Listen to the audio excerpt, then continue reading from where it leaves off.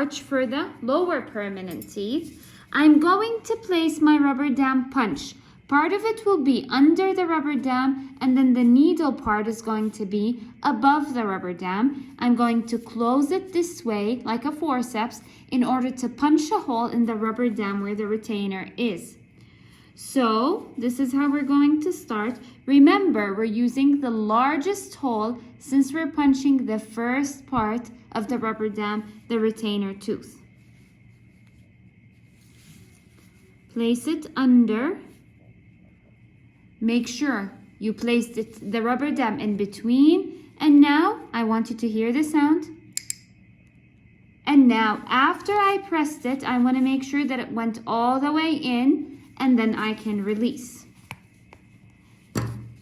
Once you have done punching, you should be able to see a clear hole where the rubber dam is. A clear hole means you don't have a tag attached to it. Having a tag will increase the possibility of tearing later on. If you do have a tag, you pull it lightly. Make sure you don't tear the rubber dam in the process. Next hole is going to be for the premolar. Since our retainer was on the 6th, the next one is going to be the premolar. I'm going to skip the next hole on the punch since it's supposed to be for molars. I'm going to go to the premolar hole and continue punching the rubber dam. Let's hear the sound again. Insert it, make sure it's between the table and the needle, and then punch. And then punch again for the second premolar, the first premolar, and then make it smaller. Go for the canine. And then we punch again.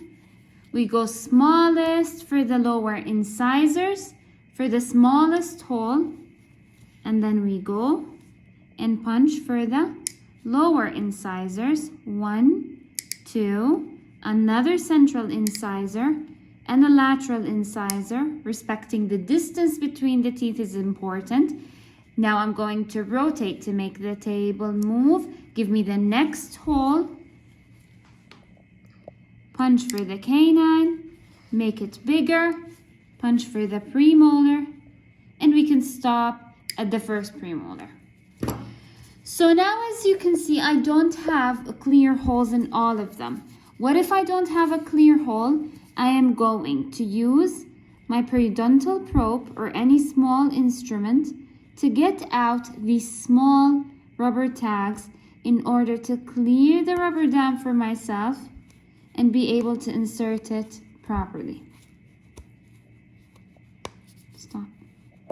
Now you can see how the rubber dam holes are clear. I removed all the other tags, and you can see that the holes are clean cut, so they will not tear while placing the rubber dam. Later, I'm going to show you the 3 different techniques